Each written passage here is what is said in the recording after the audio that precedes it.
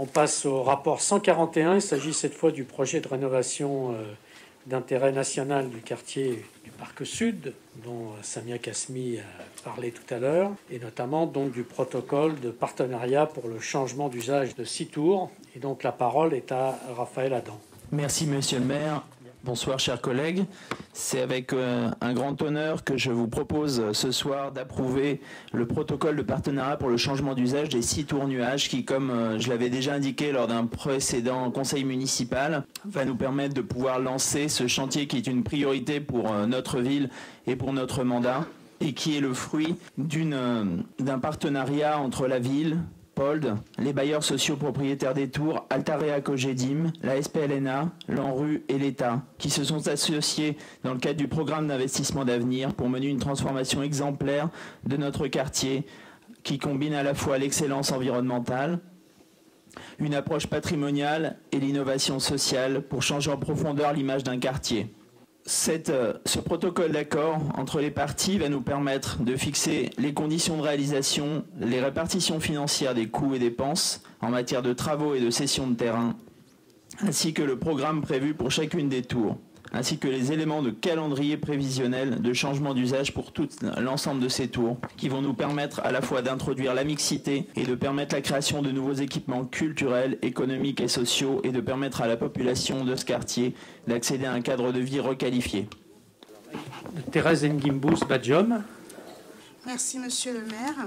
Chers collègues, la signature de ce protocole est l'occasion pour nous de réaffirmer que la rénovation urbaine et la transformation de nos quartiers sera dans la continuité de notre précédent mandat, le fer de lance de notre projet municipal. Pendant que de nombreuses villes du département vendent sans scrupule leurs villes aux promoteurs et chassent ainsi les plus modestes, la ville de Nanterre transforme la sienne pour la rendre attractive, tout en permettant aux Nantériennes et aux Nantériens de continuer à vivre dans une ville populaire.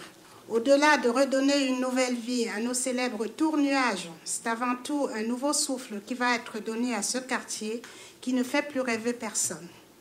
Cette transformation est indispensable. Les immeubles y sont vieillissants, l'environnement est dégradé, entraînant notamment un taux de refus de logement à hauteur de 80%, soit le plus élevé de notre ville. Ce projet de rénovation est bienvenu à bien des égards.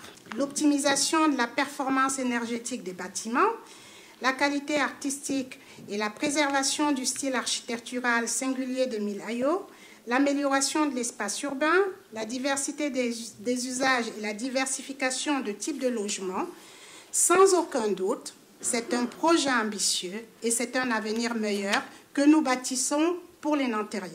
Cependant, ce quartier ne va pas se transformer en un jour. Le mandat entier n'y suffira pas. Nous ignorons par la lassitude et l'exaspération de ses habitants face à la dégradation de leur environnement. Aussi, nous voulons leur dire que durant cette période charnière, nous continuerons à agir quotidiennement pour entretenir leur cadre de vie et être à leur côté afin qu'ils puissent vivre dans un lieu le plus apaisé possible. La large concertation menée dans le cadre de l'élaboration de ce projet a permis de calmer les inquiétudes légitimes des habitants. Alors, il est indispensable que ces derniers, au même titre que tous les partenaires de ce projet, restent acteurs tout le long de cette transformation. Je vous remercie. Monsieur Aubry. Moi, je voulais juste dire que je ne prendrai pas part au vote, puisque mon employeur est membre du conseil d'administration de l'ANRU. Donc je suis en conflit d'intérêts. Ousmane Diaby. Merci, monsieur le maire. Chers collègues, merci de me donner la parole sur ce sujet ô combien important pour la ville de Nanterre. En effet, la rénovation des Touraillots symbolise l'ambition globale de la municipalité pour le quartier du Parc Sud. Sur ce quartier, nous poursuivons 2 objectifs fondamentaux. Améliorer les conditions de vie quotidiennes des habitants et renforcer la mixité sociale à l'heure où le Parc Sud compte près de 95% de logements sociaux. Dans le cadre du projet ambitieux de rénovation des tours nuages, le changement d'usage de 6 d'entre elles revêt un caractère important. Il va permettre à 500 logements sociaux d'évoluer vers de nouvelles finalités.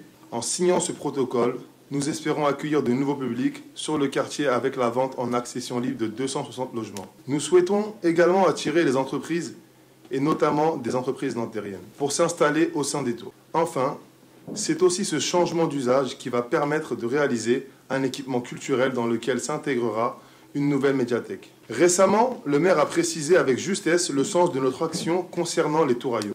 Il s'agit de redonner de l'espoir aux habitants de tout un quartier qui entendent parler de la transformation du Parc Sud depuis plusieurs années. Cette année, celle-ci va connaître une nouvelle étape concrète avec les premiers travaux de rénovation des tours. En tant que nouvel élu sur le quartier, j'ai constaté à quel point il était important de répondre à la fois aux préoccupations quotidiennes des habitants, ce que la ville s'évertue à faire tout en leur permettant d'avoir une perspective de changement et d'évolution. Toutefois, notre ambition et l'enthousiasme suscités par ce beau projet ne nous font pas oublier les difficultés financières auxquelles nous nous heurtons. À l'heure actuelle, le niveau de financement accordé par l'État via l'Agence de rénovation urbaine n'est pas à la hauteur du projet. Il est présenté ce soir au Conseil municipal un protocole d'accord visant à changer l'usage de 6 tours, mais il est important de préciser que l'ANRU n'a validé un plan de financement qui ne permet le changement d'usage que de 3 tours. Nous entendons à Nanterre les débats qui agitent le pays sur l'idée de séparatisme, parfois dangereusement instrumentalisé par certains ministres.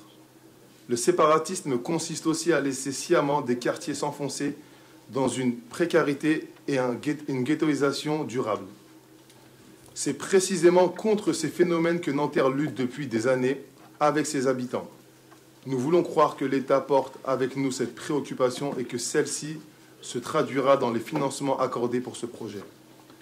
La transformation du Parc Sud sera bénéfique pour ses habitants, mais à l'instar des rénovations menées aux provinces françaises et au Petit Nanterre, cette transformation rejaillira aussi sur l'ensemble de la ville de Nanterre et de la métropole de Paris. Je vous remercie. Monsieur le maire, chers collègues, nous nous félicitons également, bien entendu, de l'aboutissement du projet.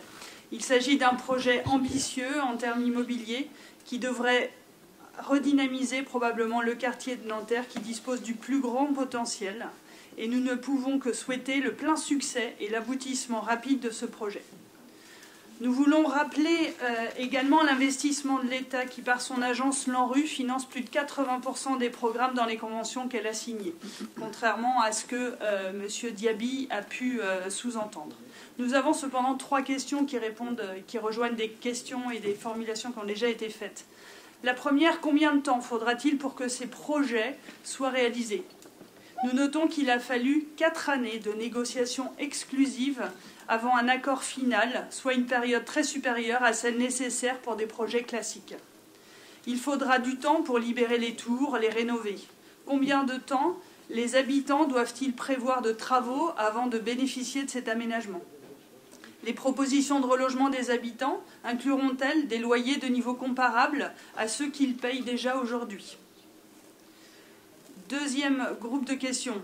Ces travaux vont-ils se traduire par une organisation de l'espace public qui permettra de renforcer la tranquillité des habitants en assurant que l'organisation des espaces ne permette pas d'angle mort ou de refuge à l'abri des regards où pourraient être commis des actes délictuels ? Cette année, plus que les autres, dans un contexte sanitaire compliqué, se posera la question des mesures à prendre pour assurer la tranquillité des habitants lors de la Saint-Sylvestre, notamment. Enfin, serait-il possible de connaître le bilan environnemental et d'émissions de carbone de ce programme ? Quels vont être les apports de ce programme ? Ainsi, en un mot, cette évolution permettra-t-elle de ramener une vraie mixité sociale dans le Parc Sud et participera-t-elle d'une logique avec les évolutions en cours dans les quartiers limitrophes de Puteaux ? Merci. D'autres observations ? Rachid Taïeb, pardon. Oui, c'était juste pour apporter quelques éléments par rapport à ce qu'il a dit Madame Bedin. C'est vrai que le temps est long. Mais nous ne sommes pas seuls, vous connaissez le quartier, il y a beaucoup de paramètres, on aurait aimé que ça aille beaucoup plus vite que cela.